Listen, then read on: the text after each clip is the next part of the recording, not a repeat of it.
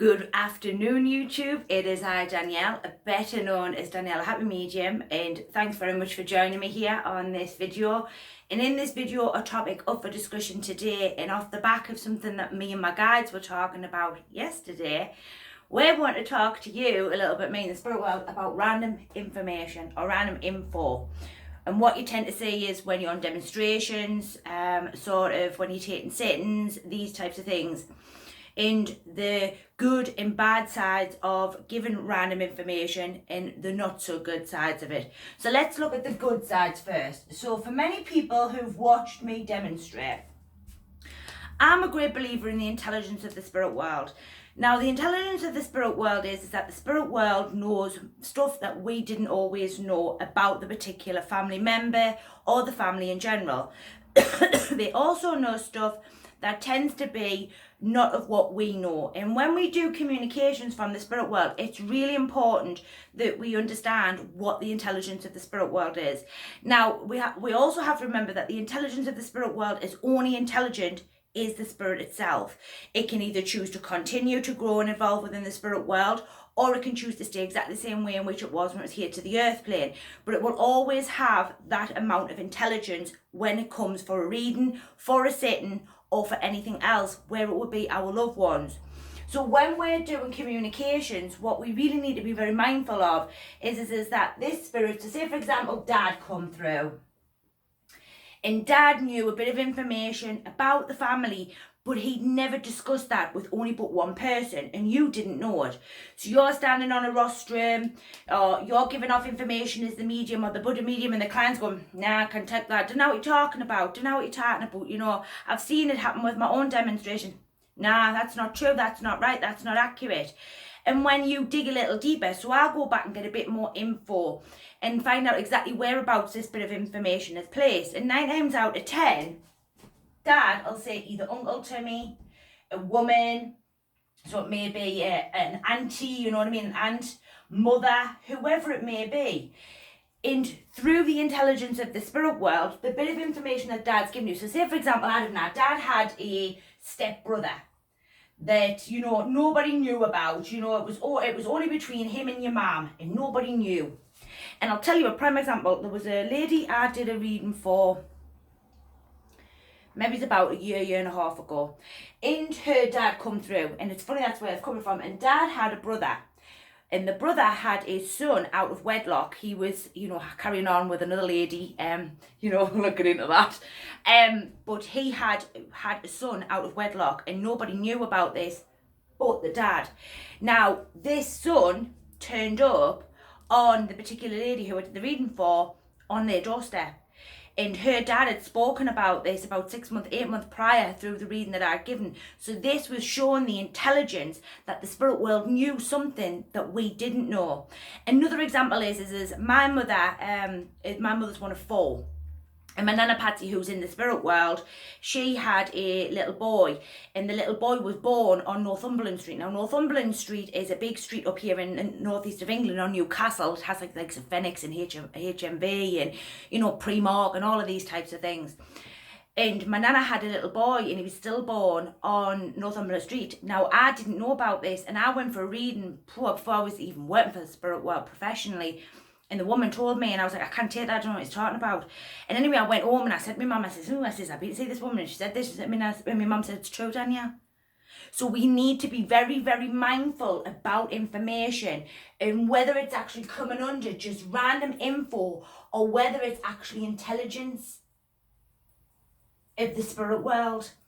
Because what we have to understand as mediums, it's not always our job to place every bit of information that comes through, because we have got to learn to trust in the spirit world, trust in the information that's given. Sometimes we need to clean the nose up. I've got a video on that I'll put at the end of this one for you to watch. But we need to make sure that we're not being too egotistic. Now, I see a lot of this going on, so lots of yeses.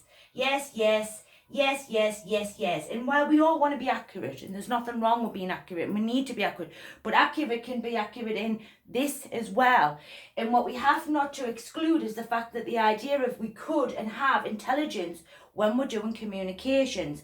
Now, what we have to ask ourselves is if we don't believe or we don't work with the intelligence that's given to us and we want to do all the yes, yes, yeses, as a medium, you have to ask yourself what you're learning here. Because you're not really learning anything apart from you're getting it right, you're getting it bang on the money. Now, as mediums, we're always learning, we're always evolving, we're always gaining knowledge in some capacity. So when our communications are going yes, yes, yes, yes, and everything and anything is right, then we're not learning anything. Also, we have to be very mindful of whereabouts we're sitting within the communication. Oh, well, we only want information that's going to be taken. That's sort of restricting the communicator, because the communicator might want to talk about something that the family members or the family members sitting in the congregation didn't know. Now, for you as the medium, that's going to be a little awkward because you're not going to like it. And a lot of people will go, oh, well, you know, she's loud enough here, or he's loud enough, because you've asked somebody to check on information. And there's nothing wrong with that. I see a lot of stuff across Facebook and Instagram and YouTube and all the rest of it where you're supposed to be getting it all right in the room, but this is just as good. Now, we had a medium called Gordon Higgins. Many of us will have heard of him. He was a big pioneer in the SNU movement. You know, I've got his books and, you know, all the rest of it.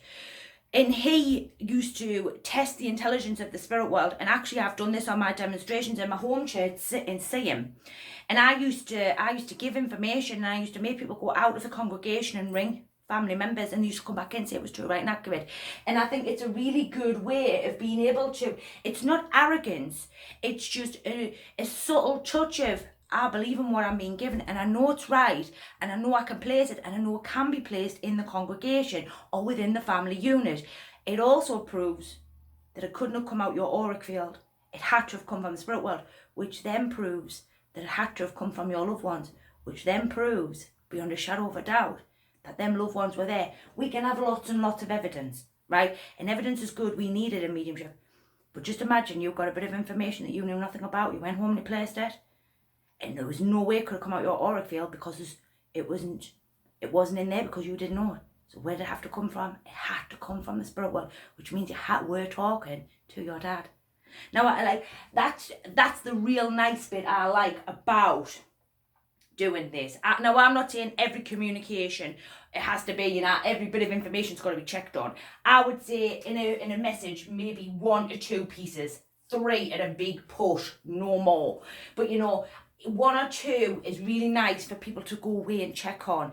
What the bad thing about this is, we get a lot of that. Lots and lots of information having to be checked. That's not how I want to portray this. I'm talking about 1 or 2 incidences or 1 or 2 bits, maybe it's within every 1 communication or within maybe 1 in every 5 communication. Every communication should not be like this, where you're having to look for loads and loads. You know what I mean? You should be able to take a good 80 to 85% of the message in the room, okay? 90 to 95 with a 5 to 10% that needs to be checked. But most messages should be around about 90%. You should not be going on demonstrations of mediumship and having to check 90% of your information. That's not right. That's not how it should be. And if it's going on like that, then that's a bad way of using random information. Another one I want to talk about is random names. Now, I have to give credit where credit's due here. 2 years ago, I was at a particular place down south, and there was a lady in there who taught me something about throwing out random names. Now, random names, the likes of John, you know, William, Mary, Margaret, whatever it may be, are perfectly good names. You're no good if people don't know where they belong. Now, for me, example, I've got 3 Johns in my family, and I've got 2 Williams. And 2 of them's on the other side and 1's still here. So when somebody's giving me a communication, I need to know which John you're talking about, which helps my communicator or helps me to understand better about the message in which that I'm receiving. If you're just throwing out random names and hoping of a bit pot luck, then that's again a bad way of using random information.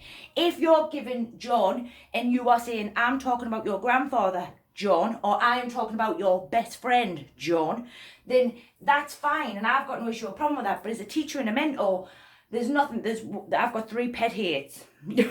I'll tell you them here. One is questioning of a sitter, because I think it's so fundamentally wrong. 2 is random names, in which I was guilty of, and then I was corrected and put right, and I've never done it since.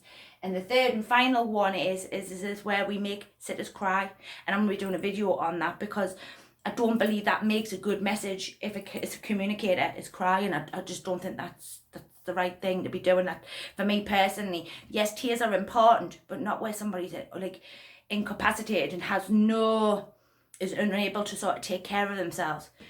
But really, in this particular video, I wanted to talk about random info. The intelligence in which that we use when we're doing communications is really, really important.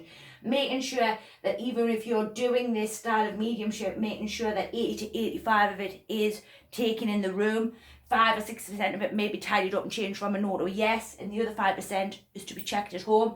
Certainly not where we're hiring just random potluck names out and hoping for the best. And also making sure that the message isn't 90% that way, where you're just given loads of information to be checked. That goes against the intelligence. It goes against what we work with within the spirit world, because the intelligence is that they know enough in the room, or know enough about you, or enough about the family, in order to make sure that the information that's given is taken, or will be taken at some point.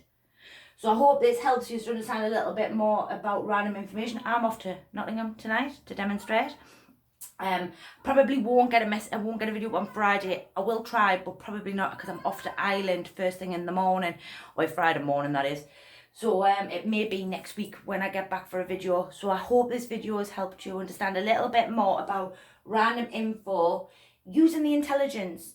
Try it out, see how you get on with it in your open circles, and you practice it in places like that. You know, it's a really fun thing to do, and it's really good actually when it's done right.